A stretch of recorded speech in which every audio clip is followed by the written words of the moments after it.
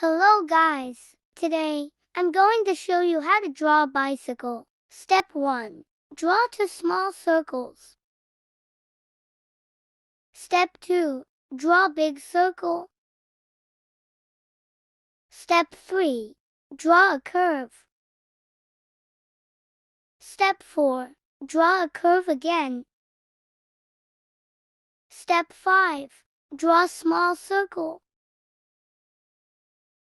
Step 6. Draw four lines.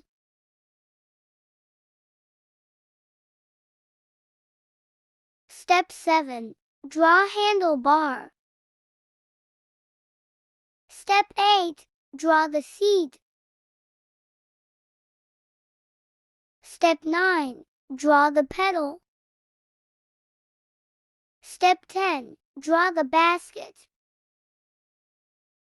I hope you learned for today. Thanks for watching. Follow for more.